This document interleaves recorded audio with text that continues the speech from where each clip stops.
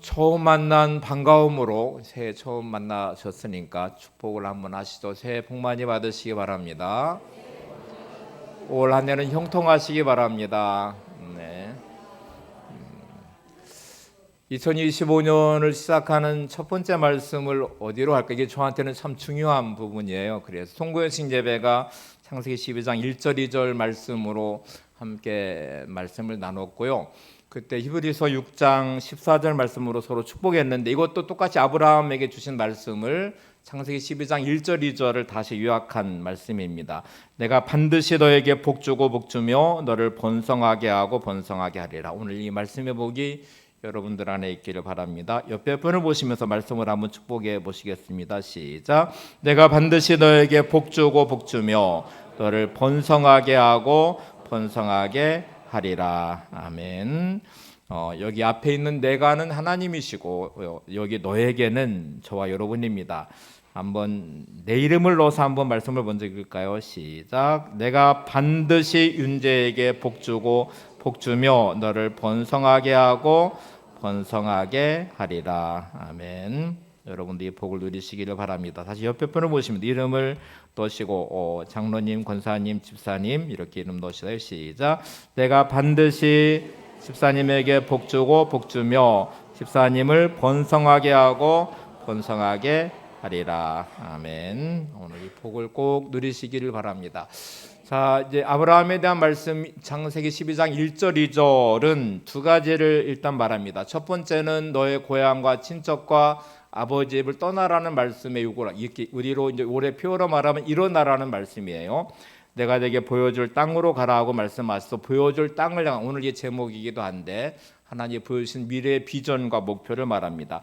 첫 번째는 과거와의 단절을 의미하고, 두 번째는 하나님이 세워주신 우리의 비전, 분명한 목표를 말하는데, 히브리서는 한 가지 더 말씀하고 있습니다. 히브리서 6장 15절에 보시면 그가 이같이 오래 참아 약속을 받았느니라. 이게 지금 하나님 말씀하신 그 말씀을 따라서 순종하면서 이 약속을 받은 중요한 요소는 오래 참음이었습니다. 이건 태도를 말하는 것인데, 다시 정리할게요. 첫 번째는 과거와의 단절, 두 번째는 분명한 목표, 세 번째는 그것을 이루는 과정에서의 태도라고 지금 우리 송구여신 예배 말씀으로 이렇게 정리를 하고요. 제가 그 예배 시간에 우리 인생의 유한함을 말하면서 1년이라는 시간도 분으로 말하면 52만 5,660분입니다. 하루 24시간을 분으로 따지면 1440분인데 결국 말하려고 하는 것은 인생은 유한하다 하는 것입니다. 한 해를 보내고 나면 한 해의 시간도 유한하게 딱 정해져서 끝나듯이 저와 여러분의 인생 25년이라는 시간도 그냥 정해진 시간을 계속 통장에서 잔금을 빼서 쓰듯이 시간을 빼서 쓰시게 될 거고요. 그런 유한함을 내가 인식하는 게 오늘 말씀의 중요한 출발입니다. 인생은 유한하구나. 하나님 부르시면 언제든지 이 땅의 삶을 내려놓고 가야 되는 것이 우리의 인생입니다. 유한하기 때문에 중요해요. 시간은 중요하고 유한하기 때문에 우리가 이렇게 드리는 예배도 소중하고 그 가치가 있는 것이죠. 희귀성이 있을 때마다 가치가 더 높아지는 거잖아요. 백일홍 편지를 좀 소개해 보려고 하는데, 이혜님이 쓴 이 편지 이 시입니다. 한번 고백해 보시고 유한함이 주는 의미를 한번 살펴보세요.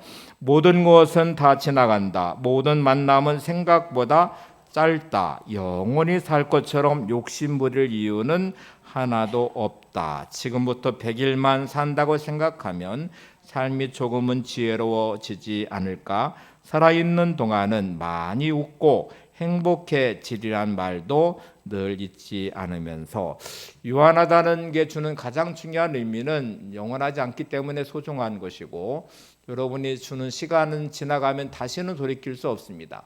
그러니 만나는 사람이 소중하고 내가 보낸 오늘의 시간이 소중하고, 그러니 마치 백일홍이 100일 동안 피는 이 꽃의 유한함처럼 우리 인생이 유한하다는 걸 알면 좀 지혜롭게 우리 인생의 시간들을 보내게 될 것이고요.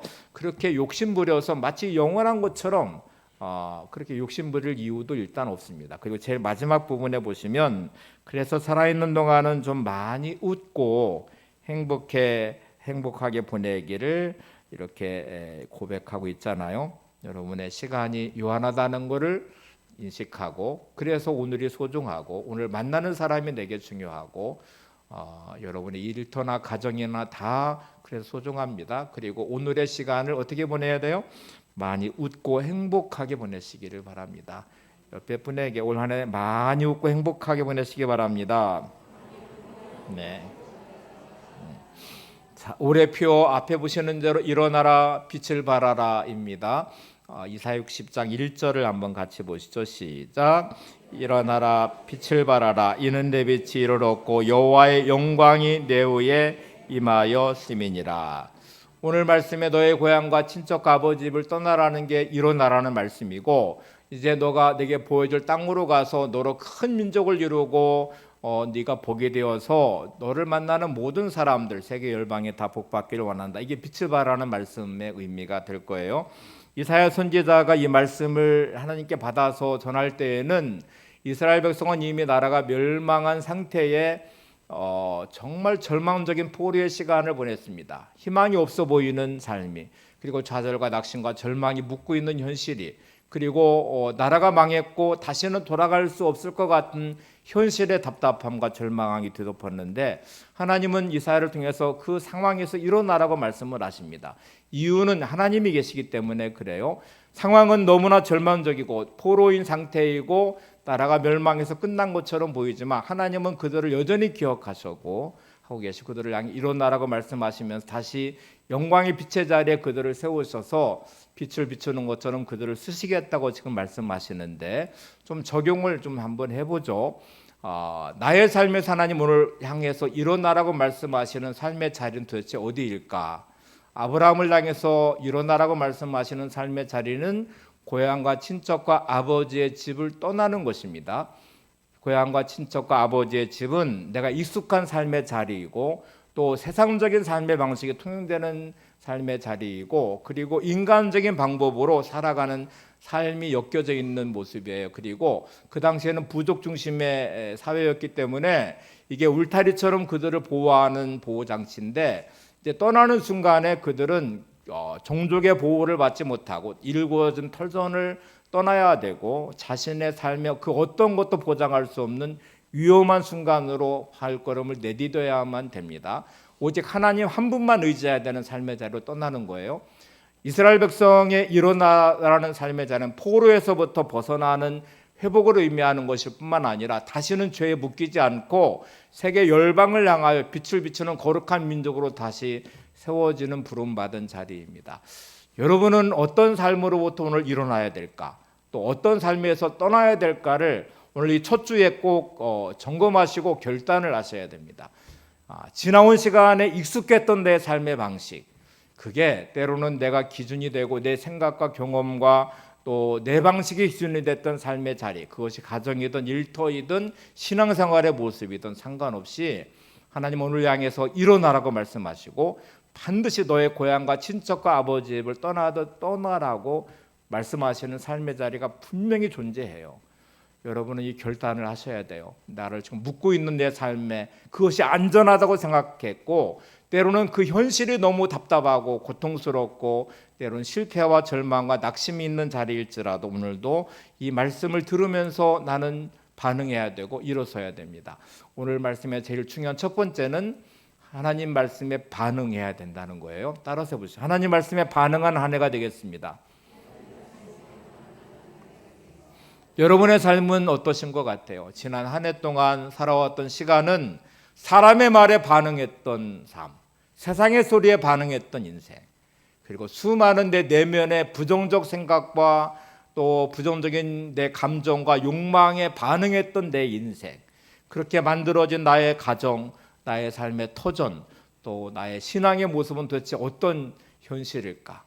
주님이 지금 나를 향해 일어서라고 말씀하시고 너의 고향과 친척과 아버지의 집을 떠나라고 하도 떠나야 되는 그 삶의 자리가 도대체 어딜까를 보시면 묶여있는 여러분의 현실로부터 반드시 떠나셔야 돼요. 죄에 묶여있다면 떠나셔야 되고요. 여러분의 경험과 삶의 방식에 익숙한 세상의 소리에 묶여있다면 그것도 떠나셔야 되고요. 혹시 여러분의 마음이 부정적 감정과 생각에 끌려가고 있는 인생이라면 거기도 떠나셔야 되는 자리예요. 자, 여러분 하나님 말씀에 반응하면 오늘도 믿음의 출발이 되시기를 바랍니다. 일어나 빛을 발하라는 말씀을 하시는데 여호와의 영광이 임했으니까 빛을 발하라. 이게 나의 빛이 아닙니다. 우리는 발광체가 아니고 반사체예요. 마치 태양과 스스로 빛을 낼 수 있는 존재가 아니라 달과 같이 태양빛을 받아서 비추듯 우리는 하나님의 영광의 빛이 임하였으니까 예수님의 구원의 빛이 내게 임했고 빛 대신 주님이 내게 오셔서 나를 구원해 주셔서 우리를 향해 너는 세상의 빛이라고 말씀을 하십니다. 빛이 되라는 말씀이 아니고 빛의 존재로 다시 너를 정체성을 세우고 이제부터 비추는 삶을 살라고 말씀하시는데 일어나라는 말은 일단 앉았거나 넘어짐을 전제로 하듯이 빛을 비추라는 말씀은 일단 어둠이 존재되어 있는 거잖아요. 네가 전에는 어둠이었는데 여호와의 영광이 너한테 임하고 빛이 임했으니까 그 빛을 받은 너희는 이제 빛을 발해야 된다. 또 너가 주의 십자가 보혈로 구원받은 하나님의 자녀가 되고 너는 이제 빛의 사람이 되었으니까 너는 빛을 비춰야 돼. 이제 여러분 어둠 속의 세상에서 여러분의 빛을 발하는 사람이 되셔야 됩니다. 내가 머무는 곳이 하나님 영광의 빛이 임하고 주님의 그리스도의 구원의 빛이 내게 임해서 빛의 자녀로 거듭난 내가 이 빛을 밝히는 사람인지를 한 번 더 점검해 보셔야 되겠죠. 여러분의 가정은 어떠신가요? 복음의 빛으로 밝혀지고 있습니까? 말씀의 빛과 기도의 빛으로 밝혀지고 있습니까? 또 하나님이신 이 빛의 역할을 감당하는 남편이며 아내이며 부모이십니까? 이런 말씀으로 점검해 보시면 나는 오히려 어둠을 몰고 오는 사람처럼 내가 내 생각과 내 부정적 감정과 내 방식으로 계속 뭔가를 압박하고 강요하면서 우리 가정이 점점 그리스도의 빛을 잃어가는 어둠에 묶여있는 가정은 아닌지, 하나님이 준 영광의 이 빛을 잃어버리고 그리스도의 구원의 빛을 잃어버린 내가 우리 가정을 점점 어둠으로 몰고 가는 남편은 아닌지, 아내는 아닌지, 부모는 아닌지를 생각해 보셔야 돼요. 여러분의 가정이 여러분의 복음의 빛으로, 말씀의 빛으로 밝혀지시기를 바랍니다. 여러분의 일터는 어떠신 것 같아요? 온통 세상의 것들로 어둠을 몰고 오는 일터는 아닌가요? 내 생각과 경험을 세상의 소리에 귀를 기울이며 말씀이 무시되는 어둠에 묶여있는 자리는 아닐까요? 다시 회복하셔야 될 것이 하나님의 그 영광의 빛이 임하는 일터가 되기를, 그리스도의 구원의 빛이 내게 임하고 그 빛을 발하는 일터가 되기를 기도하시고 밝혀내는 귀한 은혜가 있기를 바랍니다. 빛의 역할은 생명의 에너지고요, 열을 내요. 그래서 빛은 에너지가 있고요, 그 에너지를 받은 이 식물들은 자라서 꽃도 피고 열매도 맺게 되거든요. 빛을 받으면 광합성 작용하고 열을 내듯이 우리가 생명의 빛을 받은 사람으로 능력의 하나님의 능력으로 살아가셔야 되고, 생명의 에너지를 가지고 뭔가를 창조하는 역사도 계속 만들어 가셔야 됩니다. 아브라함을 부르실 때 하나님은 이렇게 일어나라는 말씀과 함께 드디어 이제 내가 내게 보여줄 땅을 향해서 비전을 제시하시고 그 영광의 빛을 가진 사람으로 복의 자리에 서서 복의 통로가 되는 인생이 되기를 요청하십니다. 자, 이 과정의 히브리서 말씀은 인내라고 하는 과정을 이루어가는 과정이 오래 참음의 인내를 말하고 있듯이 우리 세상의 격언 중에도 기회는 기다리는 사람에게 온다는 말이 있습니다. 한번 따라서 해보죠. 기회는 기다리는 사람에게 온다. 네. 인내할 줄 아는 사람, 하나님의 임재하심을 기다리고 말씀을 기다릴 줄 아는 사람, 하나님의 은혜로 채워가는 사람에게는 기회가 반드시 오게 되어 있습니다. 아브라함에게는 기회는 하나님의 말씀을 붙잡고 순종하며 인내하면서 자신의 삶을 살아내는 과정에서 이루었거든요. 안정감 레슨이란 책이 있는데 이 카론 필립스 군번이 쓴 책입니다. 오늘 이 책에 몇 군데 좀 인용해 보려고 합니다. 첫 번째, 이제 우리가 불안을 없애고 안정감의 삶을 살아가는 방식은 하나님을 알아가는 지식이 있다고 보고 있는데 한번 한 구절을 인용해 볼게요. 한번 같이 읽겠습니다. 시작. 하나님은 당신이 어디로 가야 할지 잘 아신다. 갈 길을 보여달라고 요청하라. 그러면 하나님은 그 길을 당신과 함께 갈 기회를 놓치지 않으실 것이다. 당신은 삶의 모든 부분을 도전으로 받아들일 수 있다. 세상 전체가 인생의 두려움을 맛보며 불행 속에 살라고 근심이나 과거에 파묻혀 체념하라고 우리에게 도전하는 듯하다.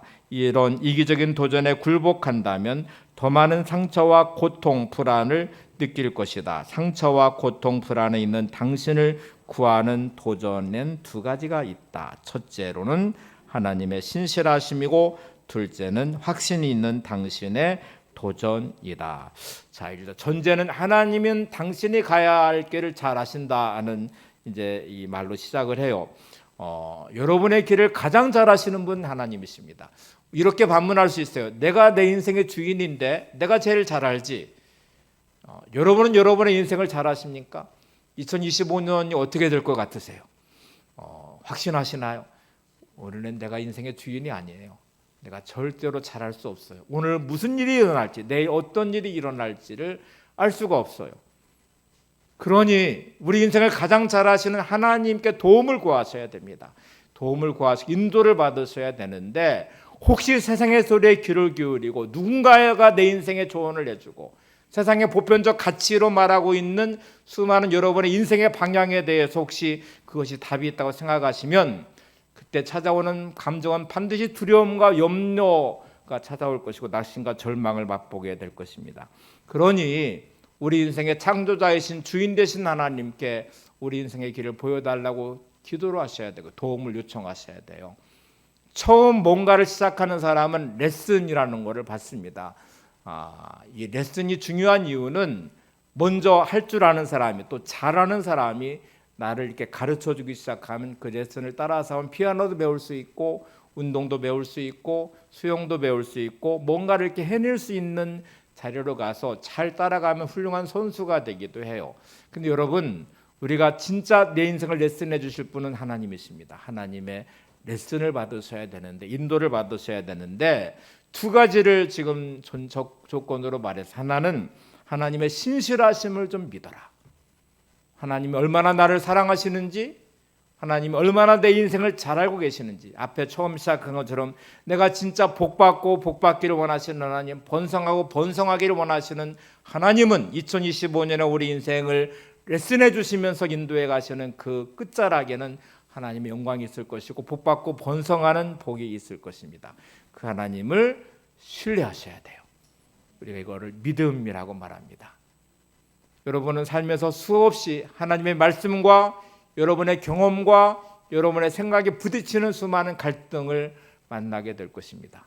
여러분이 결정하는 수많은 삶에 대한 세상의 소리들 앞에서 보편적이라고 말하는, 합리적이라고 말하는 세상에서 가치의 소리를 들으면서 하나님 말씀은 무모한 것 같고 때로는 안 맞는 것 같고 때로는 그렇게 살면 죽을 것 같은, 안 될 것 같은 도전에도 직면하게 될 것입니다. 그러나 우리는 늘 고백하셔야 돼요. 한번 따라서 보세요. 하나님은 언제나 옳습니다. 하나님은 언제나 옳습니다. 여러분, 말씀은 항상 진리입니다. 그래서 이 유혹에 넘어가지 마시고 속지도 마시고 하나님의 신실하심을 믿으셔야 해요. 두 번째 반드시 필요한 건 도전이에요. 말씀은 우리를 끝없이 도전의 자리로 초청을 합니다. 안정적인 삶이 아니에요. 도전하는 자리. 그래서 이 도전에 서 있는 우리는 순종하면서 오늘도 이 믿음의 삶을 살아가야 되는 중요한 몫이 우리에게 주어져 있어요. 자, 여러분, 아브라함에게 요구한 첫 번째 말씀은 창세기 12장 1절. 너는 고향과 친척과 아버지의 집을 떠나 내가 네게 보여줄 땅으로 가라고 말씀을 하십니다. 떠나라는 것이잖아요. 안정된 삶에서부터 또 너를 보호하는 울타리를 다 걷어내고 도전하는 인생으로 오늘도 너를 세워라, 이렇게 말씀을 해요. 그리고 다시 말씀하시는 하나님은 내가 네게 보여줄 땅으로 가라고 말합니다. 이게 얼마나 불안한 말씀인지 몰라요. 내가 네게 보여줄 땅으로 가라. 보여준 땅도 아니에요. 보여줄 땅이 어딘지도 몰라요. 히브리서는 그래서 갈 바를 알지 못하고라고 아브라함의 떠남을 규정하고 있습니다. 우리는 뭔가 확실한 거를 기대해요. 그래서 경우의 수를 많이 따져보고 계산이라는 걸 해봐요. 이거를 하면 정말 잘 될 수 있을까? 하고 이런저런 계산을 막 해봐요. 내가 있는 재정 상태, 또 주변의 여건과 환경, 뭐 이렇게 뭔가를 막 분석하면서 계산이라는 걸 하잖아요. 근데 하나님의 말씀은 계산이 불가능하도록 만들어 놨어요. 내가 내게 보여준 땅이라고 설명하지도 않으시고요. 어딘지도 말씀하지 않으시고, 요즘에는 내비게이션이라고 하는 거를 통해서도 안내를 받기도 하고, 지도가 예전에는 지도를 통해서 안내를 받았는데 그런 영적 내비게이션처럼 이렇게 너를 인도해서 이곳에 갈 거야 하고 경로 탐색을 하면서 보여주듯이 그런 것도 아니고요. 지도 한 장을 딱 펴놓고 나는 여기로 너를 인도할, 그렇게 말씀하지도 않고 그냥 갈 바를 알지 못하는데 보여줄 땅으로 가라고 말씀하십니다. 그래서 믿음이란 단어가 중요한데 성경은 믿음을 이렇게 규정합니다. 히브리서 11장 1절. 믿음은 바라는 것들의 실상이요 보이지 않는 것들의 증거니. 여러분, 보여지는 확실한 것들은 믿음이 필요 없어요. 그냥 하면 돼. 믿음이라는 말은 일단 불확실하고 보여지지 않는 것인데, 그런데 하나님을 신뢰하기 때문에 그 길을 갈 수 있는 것이 믿음이에요. 하나님을 내가 믿고 신뢰하기 때문에 오늘도 내게 보여줄 땅이 어딘지는 모르지만 순종하며 오늘도 말씀을 살아야 되는 거룩한 삶이 우리 안에 있기를 바랍니다. 자, 이거는 우리를 무시해서가 아니고요, 사랑하시기 때문이고, 그리고 약속으로 확실하게 뭔가를 보여주는 게 아니라 설명이 아닌 약속으로 말씀을 주셨어요. 자, 이 부분 한번 생각해 보죠. 여러분은 누군가와 만나서 대화를 해요. 그 사람이 나를 도와준다고 하는데 도대체 믿을 수가 없어요. 그러면 확실하게 하기 위해서 뭐를 각서를 받든지 계약서를 쓰든지 뭔가 확실한 설명을 요구하고, 그거를 믿을 수 없으면 이제 막 보증을 쓰든지 뭔가 막 이렇게 뭔 장치들을 자꾸 마련해요. 믿을 수가 없으니까. 근데 여러분, 누군가를 신뢰하면 그냥 그 말 한마디로 족하죠. 설명해 주지 않아도, 내가 다 이해할 수 없어도 내가 그 사람을 신뢰하니까. 오늘 여러분의 삶에 하나님을 신뢰하는 믿음이 작동하기를 바랍니다. 그래서 설명 아닌 말씀만으로도 나는 도전할 수 있는 사람, 모험할 수 있는 사람, 끝없이 갈등과 부딪히는 삶의 순간순간에도 세상의 소리가 들리고 내 내면의 소리가 들리고 자꾸 계산하는 내 방식이 작동하지 않도록 계속 하나님을 신뢰하는 믿음으로 말씀 붙잡고 도전하는 삶이 되도록 나를 세우시는 게 대단히 중요해요. 자, 이제 안정감 레슨의 책을 한 번 더 인용해 볼게요. 이렇게 말합니다. 하나님이 처음 우리를 가르치실 때는 걸음마를 가르치고 말을 가르칠 때는처럼 자상하게, 그리고 손을 잡아주며 반복해서 한 걸음 한 걸음 레슨해 줍니다. 그러나 어느 정도 성장했을 때 하나님은 갑자기 우리를 벼랑 끝에 세우십니다. 이때 감정은 염려와 두려움입니다. 하나님에 대한 의심도 들기 시작합니다. 하나님은 계속해서 우리에게 발을 떼라 하십니다. 우리는 선택해야 합니다. 그곳에 머물러 있든지 아니면 하나님을 믿고 벼랑 끝에서 발을 떼어야 합니다. 자, 이 부분이 정말 중요한 우리의 결단인데, 아브라함을 낭해하는 고향과 친척 아버지 집을 떠나라. 그런데 갈 바를 알지 못하고 내가 내게 보여줄 땅이라고는 불확실함으로 말씀하시는 삶의 자리예요. 여러분, 아이가 태어났을 때 얼마나 사랑스러워요. 그 아이가 누워서 아무 말도 하지 못하고 엄마 젖을 빨면서 그렇게 생존을 시작해요. 그리고 성장하기 시작하고 어느 순간에 그 아이가 누워있던 아이가 자리에 앉아서 앉아 있어요. 그러면 이제 기적 같은 은혜가 임해서 그때부터 이제 우리 아이가 천재라고 착각을 하기 시작합니다. 그 아이가 어느 날 일어서요. 누워있는 아이를 일으켜 세우려는 부모의 노력이 시작됩니다. 그리고 앉아있는 아이를 일으켜 세우려고 손을 잡아서 끝없이 일으켜 세워요. 근데 그 과정에서 아이는 끝없이 또 넘어지고 또 자빠지고 주저앉아요. 그러면 아이고 불쌍하다, 너는 그냥 누워서 지내라, 그런 부모 있나요? 없죠. 이렇게 세우려고 부단히 손잡아 일으킬 거예요. 그 아이가 한 걸음 한 걸음 발을 떼도록 또 부모는 노력할 것입니다. 여러분, 균형은 누워있을 때가 가장 안정감이 있고요, 그 다음에 앉아있을 때고 서 있을 때는 불안하기 시작하죠. 균형이 깨지기 시작합니다. 근데 두 발로 서 있는 아이가 한 발걸음 떼는 거는 너무나 큰 위험이에요. 균형을 일단 깨트려 버리거든요. 근데 부모는 끝없이 아이에게 걷도록 하고요, 그리고 걷는 아이는 뛰도록 만들 거예요. 그때부터 부모는 더 이상 손을 잡아주지 않고 아이에게 요구를 하기 시작합니다. 우리의 신앙생활이 그렇습니다. 어느 순간에 하나님은 정말 우리에게 걸음마를 가르치도 손잡아주시고 인도하시고 은혜를 주셔서 기도할 때마다 바로바로 응답해 주시고 하나님의 은혜로 채워지는 감동과 감격이 있는데, 어느 순간부터 하나님은 내 인생에 침묵하시는 것 같이 또 내 이 모든 인생을 마치 벼랑 끝에 내몰듯이 우리를 밀기 시작합니다. 도전의 자리에 세워놓기 시작해요. 되게 많은 분들은 이 자리에서 탈락하고 영적으로 무너지고 도로 그냥 누워버리는 신앙으로 가든지 성장이 없는 영적 어린아이가 돼버리는 경우가 많아요.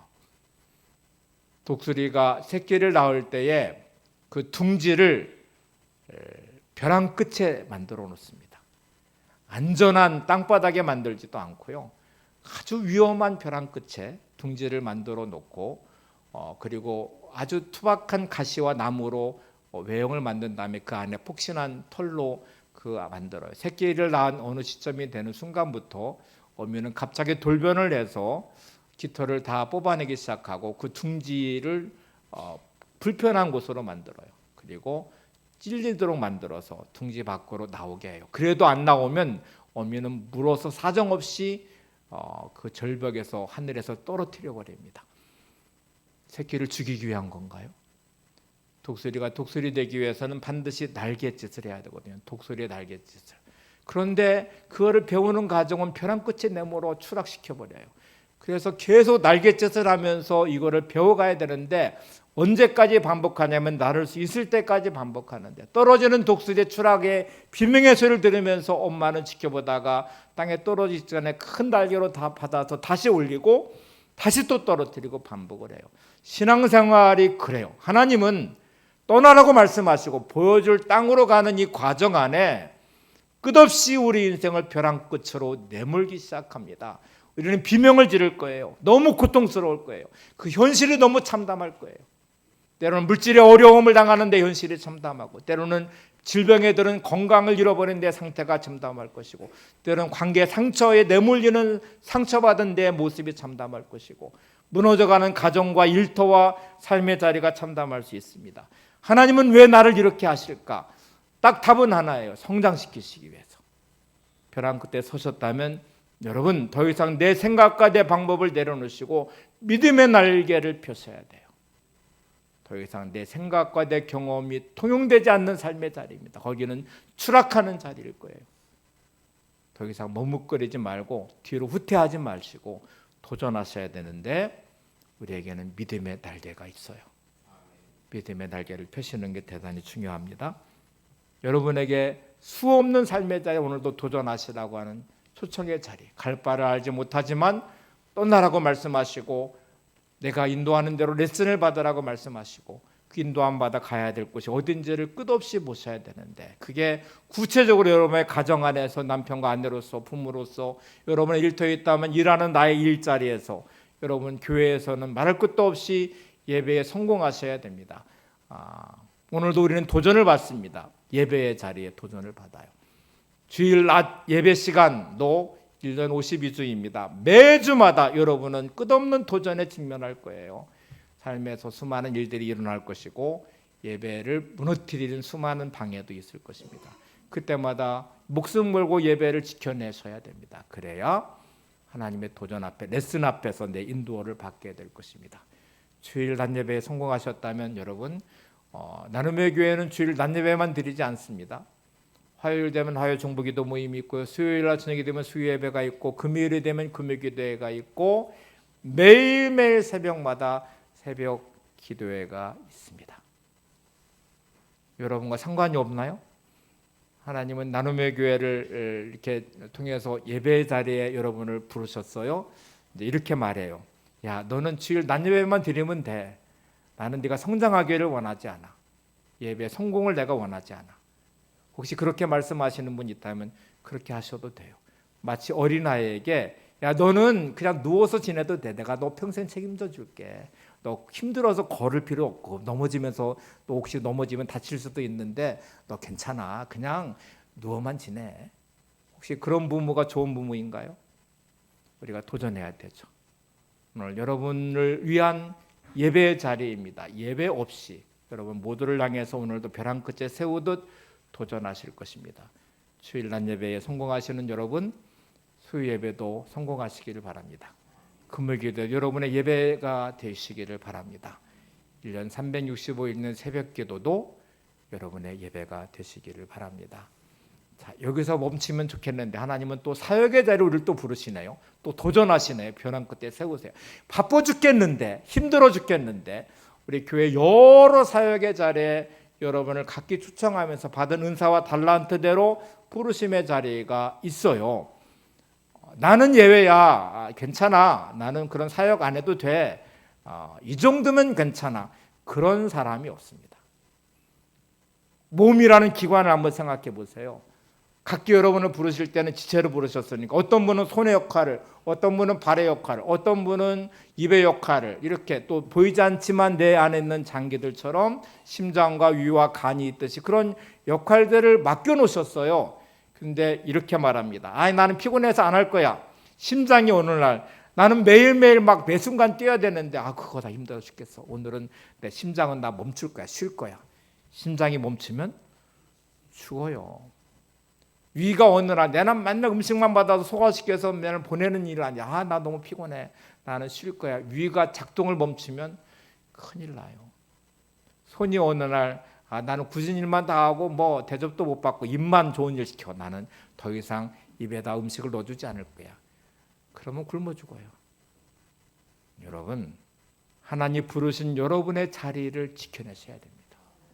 그거 멈추시면 주의 몸이 병들어요. 교회가 병들어요. 그러니 여러분께 예외되어 있는 사역은 없습니다. 내게 부르심의 자리가 어딘지를 찾아내시고 감당하시는 게 여러분의 역할이에요. 이렇게 하면 또 이제 끝난 것 같지만 또 헌금도 도전하시네요. 주일 헌금 막 헌금도 왜 이렇게 많아? 또 11주로도 막 도전하시네요. 어느 순간부터 우리는 물질의 주인이 하나님이심을 고백하며 결단하셔야 되는 순간들이 다가올 거예요. 그것도 내 인생의 주인이 하나님이심을 고백하며 청지기로서의 내 삶을 세우시는, 그리고 내 물질의 주인도 하나님이심을 고백하는 결단을 하셔야 우리의 삶의 진정한 주인이 하나님이심을 우리가 깨닫는 자리가 될 거예요. 여러분, 이 모든 도전 앞에 여러분이 반응하시고 순종하시고 오늘 하나님의 레슨을 받아가는 인생으로 세워지시기를 바랍니다.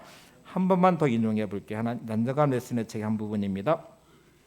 하나님은 왜 우리에게 바를 때라고 하실까? 그 길만이 하나님이 어떤 분이신지 배우는 유일한 길이기 때문이다. 하나님은 우리 삶의 문제가 눈 녹듯이 사라질 거라고 말씀하시지 않는다. 우리의 목표는 그것이 아니기 때문이다. 문제는 우리가 발을 떼서 하나님의 사랑으로 들어가 그분의 약속대로 하시는 분인지 확인할 수 있게 해준다. 당신이 믿습니다 하고 말하면서 첫 걸음을 뗀다면 다음 걸음은 한결 쉽게 뗄 수 있다. 하나님은 한 손으로 당신 손을 잡고 다른 손으로 수업 계획서를 쥐고 계신다.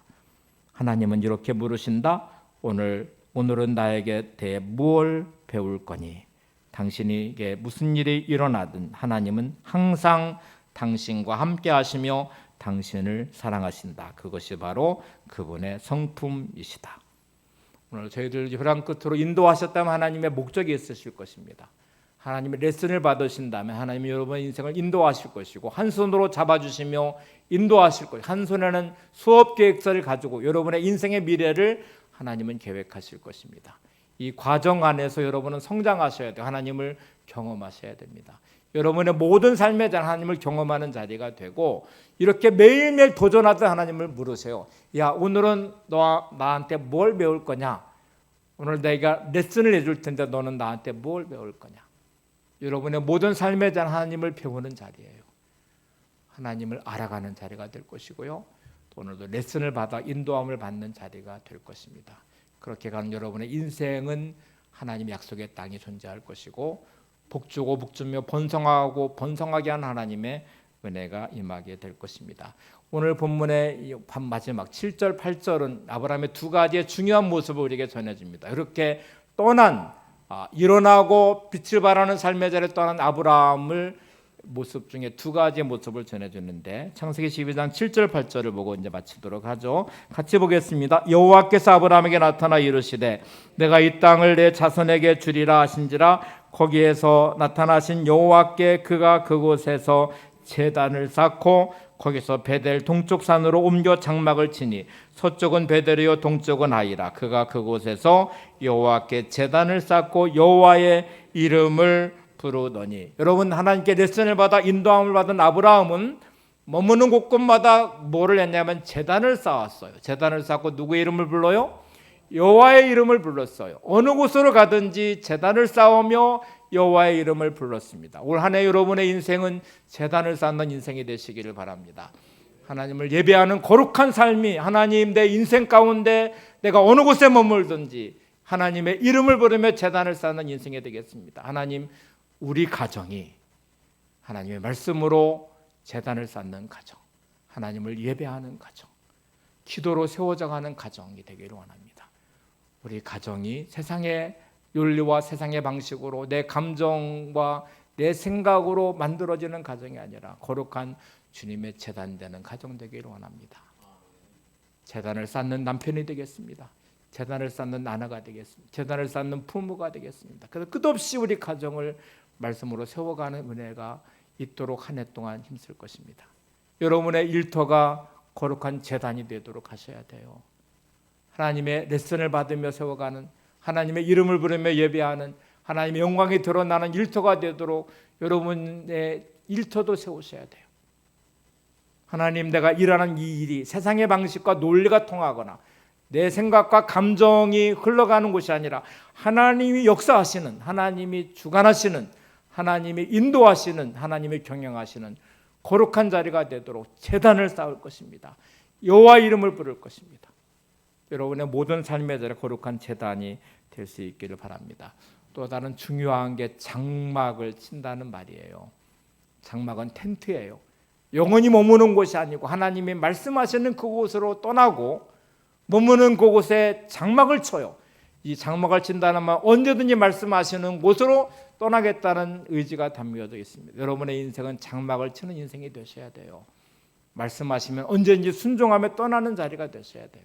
하나님 인도하심을 따라 살아가는 삶이 되도록 결단하셔야 돼요. 오늘 여러분의 삶이 장막을 치며 제단을 쌓는 인생이 되시기를 바랍니다. 옆에 분에게 장막을 치고 제단을 쌓는 인생이 되시기를 바랍니다. 네.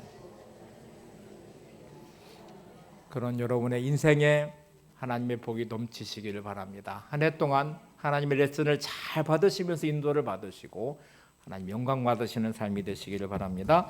이 산지를 주와 함께 찬양하고 기도하겠습니다.